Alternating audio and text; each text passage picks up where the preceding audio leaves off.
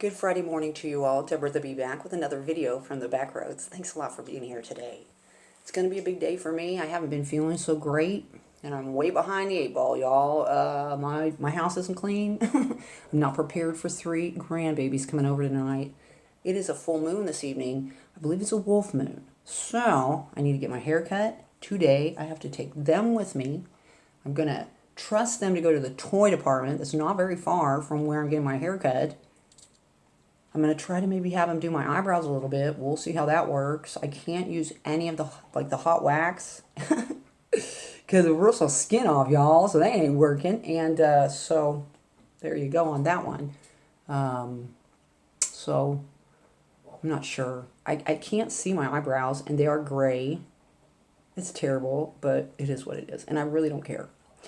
That's another thing. I have a video that I've stashed that talks about my face. And how I really don't give a shit what anybody thinks about it, whether I have wrinkles, whether I have droops, whether I have crow's feet. I don't give a shit what you, well, I mean, you know, oh, you 28, of course I care. Just you 28, right? No, I mean, if you guys think, you know, oh, you need to get plastic surgery or you need to moisturize more or whatever, I need to drink more water. I'll tell you that. I agree with that. But other than that, really? Okay. Because guess what? There have been far too many times. Look, I got a hair growing out right here. I got to get that. I probably got some here, mustaches. I got to get that before I go to the light of day at the pool. Instead of sitting there with the hair sticking out as I'm waiting to go on a freaking slide. But even that I don't care. Because I'm 55 fucking years old, y'all. And that stuff happens. You start to get hair in areas that you know, you used to, but now it's like coming in strong. Like you wish maybe this hair or maybe that hair will come in, you know, not this hair. Hell, I had hair one time. I'm not kidding. I know it's shameful to admit this, but I'm sitting there and I kept getting a hair in my eye. You know, and I'll be like, dang it, you know, you're thinking it's a hair up here, you know, getting in your eye, or maybe a big one here, or maybe an eyelash or something. No, wasn't that at all. I kind of go like that, and I was like, what? And that's the hair. And so I grab it. I'm like, what? And I just like, and this is like thing is like pulling on my little bit of my skin. Like, it's like this. I'm like, what? What? It's like that long. I'm not kidding. I'm not exaggerating either. It's that long. How do you have a hair that long on your face that grows that way? Huh? What I do? That's what I did. Took it off there, and now I make sure I don't have hairs growing out below my eyeballs. What? So, good thing I don't have nostril hairs or ear hairs like the old dudes get eventually. You don't see old ladies with that, do you? Do you? Seriously. I mean, when you get to a certain age, don't you have to have blue hair? Isn't that part of it? Isn't that what the blue hair group or... Oh, that's the Blue Man Group. Okay. I thought it was a bunch of old ladies in Vegas doing a show or something like that. Where did I hear that? I didn't. I just made it up right now. Okay. So today we're going to talk about Alice. We're going to talk about some. What is that song? Spreading rumors. Not the gospel type. Listen up first. Anyway, Alice. I used to work for Alice at the bookstore out at the mall way back in the day. I was a squirrel then too. Didn't know what to do. So, Alice has always been a real kind of an inspirational woman. Alice has always rocked this white hair. Now it's gray white. You know what I mean? She likes to travel internationally, actually. And she's like the first chick that I have ever seen or experienced that was like planning a trip with a bunch of girlfriends that wasn't like to Vegas, a Vegas weekend or something where they're gonna get shit faced and, you know, just act a fool and whatever happens in Vegas stays in Vegas. Well, whatever happens in Paris or London or France or wherever, of course Paris, France, but you know, Alice told everybody, and so it's wonderful to sit there and listen to Alice's stories of her trip and how fun and the camaraderie with her girlfriends. It just, I mean, I'm going like that because I don't really got no girlfriends like that. So anyway, I went to the bookstore the other day with my grandkids because we went out to the mall to play arcade games and stuff. And our mall's like dead, y'all. And a lot of times those stores will close the doors to the mall, but they was open. So we're like, cool. So we went into the mall. Sally shed a tear and walked on down to, where was it? Oh, the bookstore, which I'm very proud of my grandchildren because they're into books. They know that I am to a certain extent. And also, they were going to help me pick out a deck of tarot cards. So when I was doing that, I looked up and I saw Alice. Now, see, all our businesses here, the majority of them are all still wearing masks. And so Alice had a mask on. And so I spoke with Alice. I was like, hey, have you doing any traveling? In a sarcastic way. And she was like, nope, I haven't been. And so she proceeds to tell me that she lost her mother. And I was like, yeah, I know what you mean. And so I just lightly touched on grief and what happens after sometimes, most times. And she was in complete agreement. You could tell that she was feeling it deep. And then I made a comment about Estee Lauder perfume, that I will always get teary-eyed when I smell Estee Lauder in a crowd. Well, I can only see her eyes and hear her voice. And her eyes started to tear up just as mine did back when I was going through the pretty much the middle of grief, because I really feel like I'm coming out of it to a certain extent, but there are times, challenged. But I wasn't challenged with Alice because I explained to her, and she knows the type of person that I am. I'm that person that is like, what the hell are you still with that guy? That's me. And so I'm the one that doesn't cry with my girlfriends. I remain strong as they cry. So if they see me in a grocery store and I start to cry, and then they start to cry, that makes me feel terrible, y'all. Because I have affected them to an extent of them crying with me. And they know, would you please go on? Seriously, you are just going after it. What the heck is up with you? What in the world? Are you that itchy? I know you're a little allergic doggy, but seriously? Benji went down to check on the puppies, and Daisy was feeding them, and I heard something that sounded like, I don't know, a portal opened in the basement and a demon crawled out. I was just like, what the? I stopped the video and went down there, and all I saw was Benji cowering at the top of the stairs going, oh, and I just went downstairs and I looked at Daisy. I was like, what's up, honey? So she was regulating. She's been regulating on him as well as Weston. They're acting a fool around her babies. And so I explained that to Weston the other day before I left. I was like, dude, if you keep doing that, she's going to start growling at you. You don't want that. I think somebody's up. Or the puppy went in there. I'm not sure. Anyway, regardless, they know I do these videos. They think I'm weirdo grandma anyway, so drinking my coffee, enjoying my morning, trying to chill before everything starts rolling. So, Alice. So I explained to Alice that there were times where I couldn't even go to the grocery store without crying because somebody had asked me how I was and I'd tell them the truth. And so at that point, Alice started to get teary-eyed. So I told Alice, I know we're supposed to social distance and everything, but I really feel like that you need a hug and so do I. And so we hugged. Maybe that was wrong. I'm sorry. Anyway, Alice proceeded to go on and on about how she couldn't believe I mentioned Estee Lauder, Youth Do. And I haven't remembered Youth Do, y'all. So she pinked the little memory box there because that's exactly what my mother wore as well. So anyway, she told me that her dad had just, and her sister and her had just had some weird conversation that her dad just kind of sparked up about the perfume. And that was what was so odd that I brought it up. Again, the hair.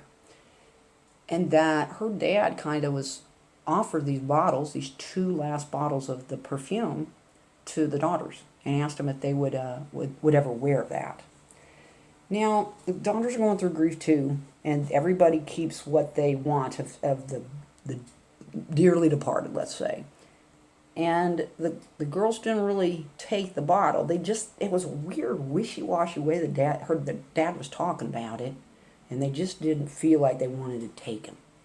You know, they like the smell of it. But honey, I tried wearing the Estee Lauder after my mom died. It is just, it's old lady all the way. I'm like an old musty attic smell. Musk, floral, spicy like cinnamony. You know what I mean? Hell, I wore some castor oil mixed with some, oh, what was it? Some sort of oil, mineral oil, diffuser oil in here for the longest time. Yeah, so I'm into that kind of stuff. That type of an oil that helps cardiovascularly. Also, it's intentional. Like if I'm intending a certain vibe that day, you know, I'm feeling a little vulnerable, so I'm going to put on a protective oil.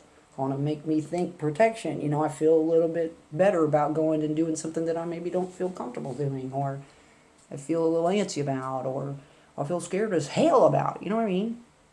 It's just little things. Putting your toilet seat down. Feng Shui, look it up. All your money's flushing it. Heading out of there and just close it. Plus, it's more hygienic. Think about it overall, especially if you have a tiny bathroom. Just things like that. Well, so anyway, I told Alice that I thought her dad obviously wanted to keep it sprayed in the air. Sounds like her dad needs to talk about their mom, because oftentimes, you know, in grief, you talk about him, but there's negatives about everybody, y'all, black and white. That's the reason why I kind of wear these. This is the moon and this is the cross. You know, it's the black and the white. It is what it is in our world. It always has been and always will be. So there's always a dark side to everybody. And after someone dies, nobody wants to admit that. And the fact of the matter is, if you got issue with something that somebody did when they pass over, you got to deal with that. And you got to get through the grief of having a beef with whatever it was they did. And then you start thinking about, you know, how they were challenged, or their childhood, or their parents. You know, you just kind of go back. It's like this weird little, like, ride you go on. And I think she's mid-ride right now. Now, I have another friend that just moved back from Texas. And she's in it big time right now. She told me some stuff she's going through, and I'm just looking at her going, honey, damn, now that my research is going into a completely different direction, because I can literally relate with you in some of this. And our lives are completely different. So how are we paralleling in a grieving experience? We have a couple of things in common, but not everything. Anyway, I got to get with her again. I told her I just want to waste some quality time with her.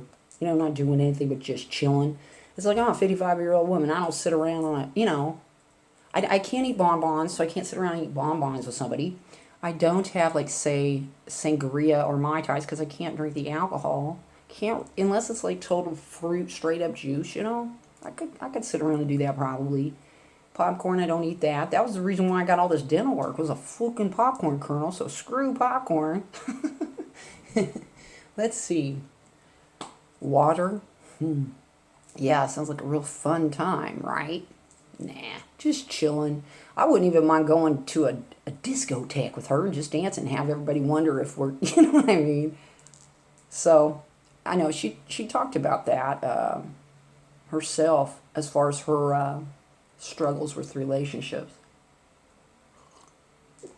She's a big girl, y'all. She used to be a big girl, and now she's like a very broad-shouldered, super thinned out. She don't even have a half hourglass, y'all, or hourglass. There's never going to happen. She says she's got something that where she has so much testosterone in her. I'm just looking at her, damn girl, there's somebody that has more testosterone than I do. So I think hanging out with this chick might be good for me, actually. She can help me, and I can help her in a way, I suppose. But hell, we're so busy. But she's got a job for me if I want. And it'd be really fun, I think. I don't know. Sometimes when you work with people, it's different, right? I used to work with her, but it was in an office setting. And so this would be a little bit different. But she knows her shit.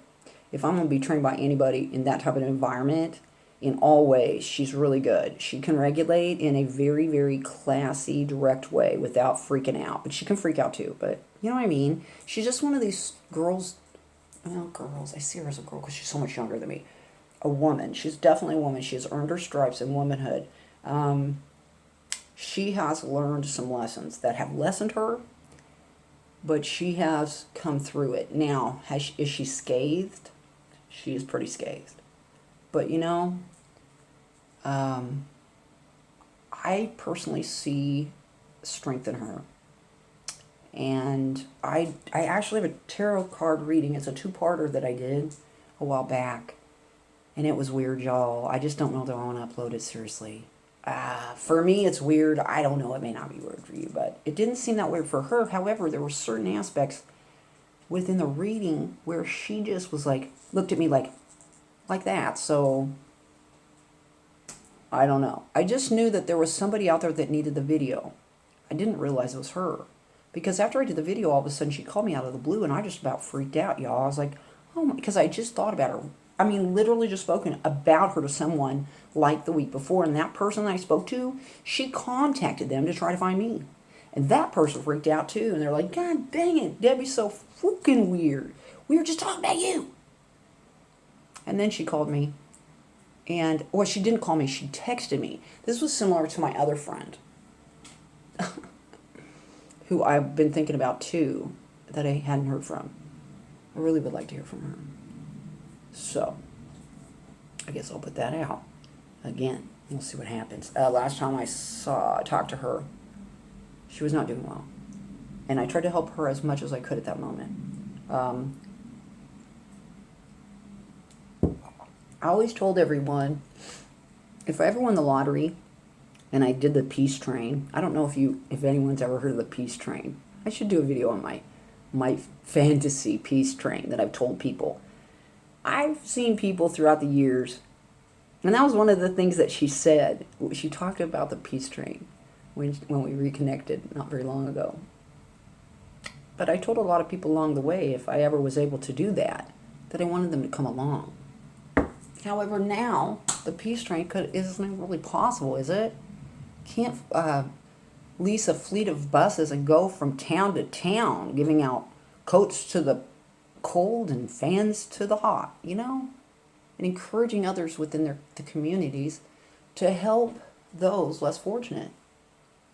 Because things are going to get worse.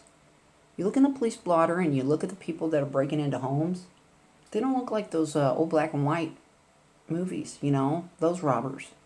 They can't afford to go get a black robber hat and get a sweater that has white and black stripes across it so you can see that they're the bad guy. These guys look like they haven't showered in months or years possibly. The look in their eyes are very, very desperate. I just saw a video where 4 grown adults, African Americans, beat and stole the wheelchair of another African American older woman in her 60s. Beating her with a saucepan or a frying pan? Are you serious? I never figured that when I would reference or kid around about Snake Plissken, like Escape from New York, Kurt Russell, is that what his name is? I don't remember who he is. I never really thought it was going to actually happen. But golly, really? You can't respect somebody in a freaking wheelchair? It's easy to steal from somebody in a wheelchair because they can't crawl after you.